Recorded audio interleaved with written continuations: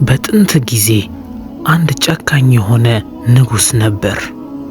ይህም ንጉስ ቀልቡ ለማንም የማይራራ ራስ ወዳድ የነበረም ነበር።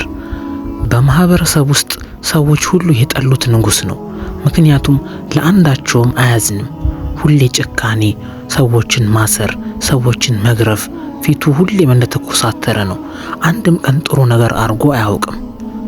ስለዚህ በአካባቢው እጅጉን የተጠላ ንጉስ ነበር። ታዲያ ከዕለታት በአንዱ ቀን አንዲት አሮጊት እንዲረዳት ትጠይቀው ጀመር። እሱም እንደለመደው ውጭልኝ ማለት በሚጀምርበት ጊዜ ጠጋ ብላ እጁን ትነካዋለች። ወዲያውንም አንድ ያልታሰበ ነገር ይከሰታል። ለካ ሴቲቷ አስማተኛ ሴት ሆኗለች። እሱ ጨካኝ እንደሆነና እሷም ደግሞ ይህን ጭካኔውን እስከ መጨረሻው እንደምታወጣለት በስተመጨረሻም ንግስናዋን እንደምታሳጣው ትነግረዋለች።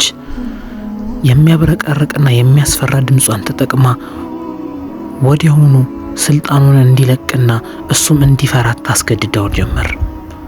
እሱም ይህ ነገር አዲስ ሆኖበት በጣም ተደናግጧል። አንዲትም መስፈርትን ታስቀምጥለታለች።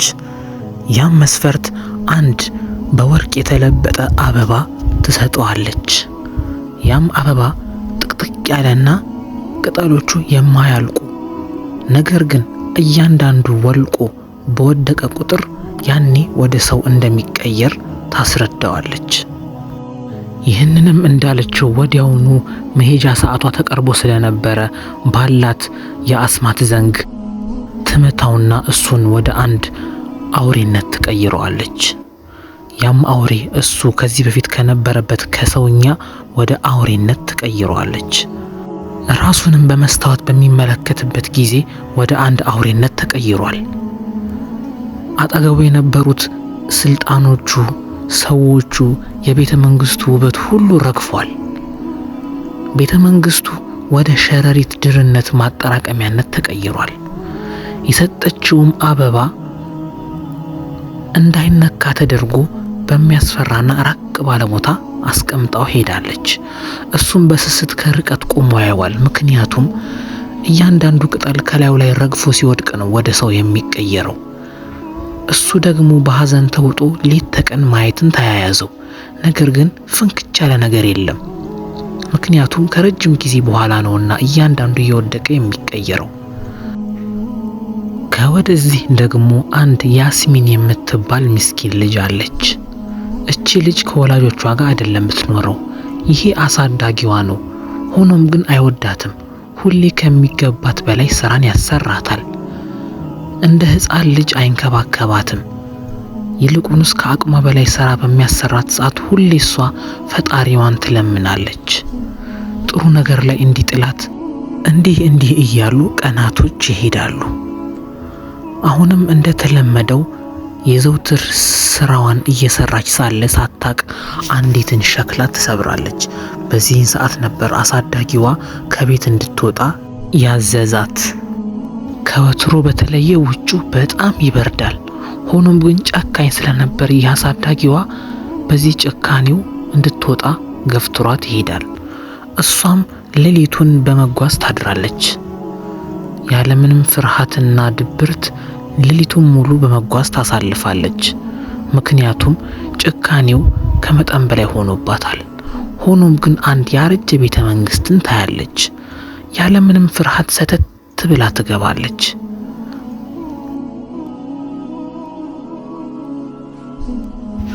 በድፍረት ወደ ቤተ መንግስቱ ጠጋ ማለትን ትጀምራለች። አሁንም በድፍረት ዋናውን በር ስትከፍተው በምግብ የተሞላ ማዕድን ታገኛለች። አሁንም ቢሆን ያለማንም ፈቃድና ትዕዛዝ ገብታ ማዕዱን መመገብ ትጀምራለች።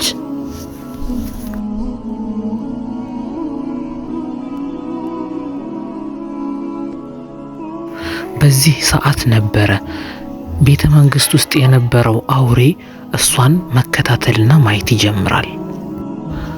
ወዲያውም እያጓራ አጠገቧ መጠጋት ይጀምራል። ምክንያቱም ተናዷልና። አጠገቧን በመቆም ማነው አንቺ ወደዚህ እንድትገቢ የፈቀደልሽ?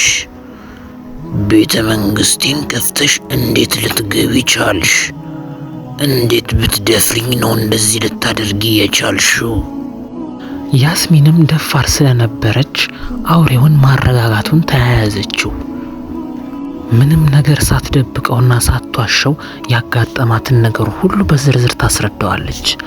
ጨካኝ አሳዳጊ እንደነበራትና ከቤት እንዳባረራት፣ እሷም የምትመገበው የምትጠለልበትን ቤትና ምግብ አጥታ ስለነበረ ያለምንም ፍርሃት ወደዚህ ቤተ መንግስት እንደገባች፣ ማዕዱንም ስታየው በጣም ትርባ ስለነበር እንደተመገበችው ትነግረዋለች። በዚህም ሰዓት ንጉሱ አውሬ ደግነቷንና እውነተኝነቷን ስለወደደው ያለምንም ፍራቻ ቤተ መንግስት ውስጥ እንድትቀመጥ ይፈቅድላታል። የቀረበውንም ምግብ እንድትበላ ይነግራታል። ሆኖም ግን እጅግ እንዳትቀርበው ያስጠነቅቃታል። ምክንያቱም የሚናገር አውሬ ስለሆነ ሌላ ነገር እንዳይፈጠር ሰግቷል። ያስሚን ግን ጎበዝና ጠንካራ ደፋር፣ አዳዲስ ነገሮችን ለማግኘት ወደ ኋላ የማትል ሴት ናት። ሆኖም ቤተ መንግስቱን ዞር ዞር ብላ ማየት ትጀምራለች። በዚህን ሰዓት ነበር የወርቁን አበባ ትመለከተዋለች። ከሌሎች አበባ ለየት ብሎባታል። ምክንያቱም ይሄ አበባ የወርቅ አበባ ነው። ጉዳዩ ግራ ገብቷት ስለነበር ለአውሬው ትጠይቀው ጀመር። ይህ አበባ ምን ይሆን? ከየት ነው የመጣው? ምንድነው አንተስ ቤተ መንግስት ከሌሎች እቃዎች ለየት ብሎ እንደዚህ የተቀመጠው? እባክህን ታስረዳኛለህ? አውሬውም እንባ እየተናነቀው አንዲት ደረጃ ላይ ቁጭ ብሎ የተፈጠረውን ነገር ማስረዳት ይጀምራል። እሱ ከዚህ በፊት ንጉስ እንደነበረ፣ ነገር ግን ንጉስ ቢሆንም ጨካኝ፣ ለሰዎች የማያዝን፣ ምስኪኖችን የማያበላ፣ አንድም ቀን ቢሆን ለሰዎች ጥሩ የማያስብ ነበር። ሆኖም ግን አንዲት ጠንቋይ ሴት መጣ እንዲህ እንዳደረገችው፣ ይህንንም የወርቅ አበባ እንደሰጠችው፣ ይህም የወርቅ አበባ አንድ በአንድ ረግፎ ሲያልቅ ወደ ሰውነት እንደሚቀየር ይነግራታል። እሷም ምንም ሐሳብ እንዳይገባው በመደባበስ ታስረዳዋለች። ጥሩ ሰው እንደሆነ፣ ይህ አውሬነቱ ምንም ነገርነቱን እንደማይቀይር ትነግረዋለች።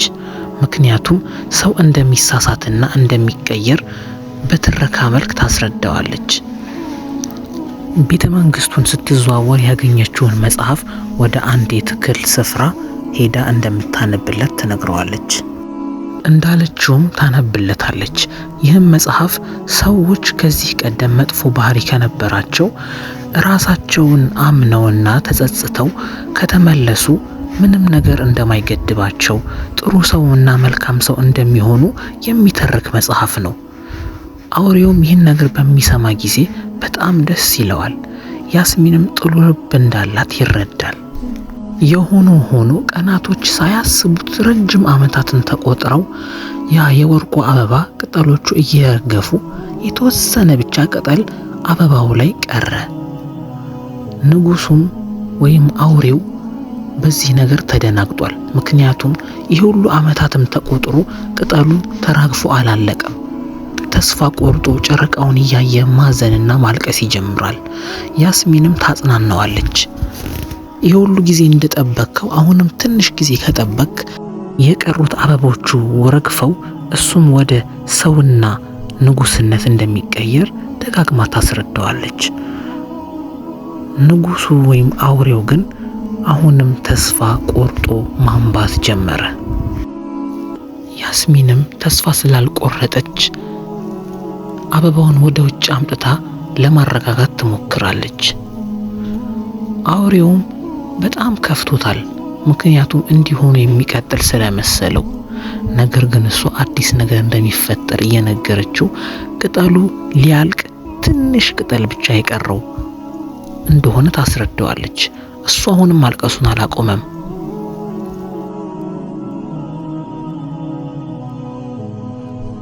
ያስሚን እንዳለችውም የቀሩት የአበባው ቅጠላቶች መርገፍ መጀመራቸውን ቀጥለዋል።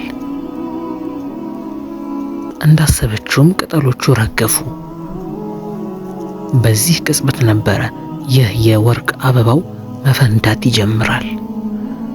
የወርቅ ፈንጥቅጣቂዎችና ብርሃን በጣም ይፈጥቃሉ። ቅጠሎቹ ረግፈው ስላለቁ ብርሃኑ በአውሬው ላይ በመግባት ወደ ቀደመ ሰውነቱ መቀየር ይጀምራል።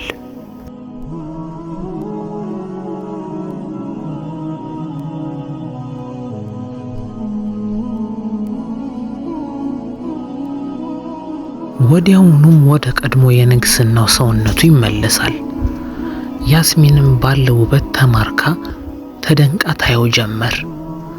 እሱም ጥሩ ሴት እንደነበረችና ለዚህ ሁሉ ነገር እንዳበቃችው ራሱን መስታወት ፊት እያየ በአግራሞት እሷንም ያደንቃት ይጀምራል። የእውነትም እንዳደነቃት ያስሚን ምንም የማትዋሽ ለሐቅ የቆመች ናት። እንደዛውም ደግሞ ምንም በማታውቀው ነገር እርግጠኛ ሆና ወደ ሰውነት እንደሚቀየር ስታበረታውም ነበር። ይህን ነገሮችን ቆጥሮ ነው ንጉሱ በጣም የወደዳት። ንጉሱ ወደ ሰውነት በሚቀየርበት ጊዜ ያረጁት ቤተ መንግስቶቹም ይታደሳሉ፣ አትክልቶቹም ያድጋሉ፣ ውሃዎቹም ይጠራሉ፣ በፏፏቴ መልክ ወደ ላይ መንፋት ይጀምራሉ። የሚያምር ወደ ቀደመው ክብሩና ወደ ቀደመው ንግስና ይመለሳል። ንጉሱም ጥሩ ሰው ስለሆነ ያስሚንን ለማግባት ጥያቄ ያቀርብላታል። ያስሚንም ያለምንም ፍርሃት እሺ ትለዋለች። ምክንያቱም ጥሩ ሰው ሆኗልና፣ እሷም ጥሩ ሴት ናትና። ወዲያው ውሳኔውን ስለተቀበለች አዲስና የሚያምር የሙሽራ ቀሚስ እንዲገዛላት ትነግረዋለች። ወዲያውም ይገዛላታል። የሁለቱንም ሰርግ በሚያምርና ደስ በሚል መልኩ ቤተ መንግስታቸው ላይ ይሰርጋሉ። በጥሩም ሁኔታ ይጋባሉ።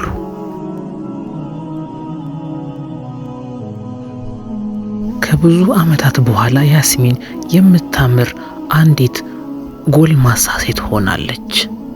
ነገሮችን የምታስተውል፣ ማዜም የምትወድ፣ ጥሩ ልብ ያላት፣ ቀና ልብ ያላት ሴት ሆናለች።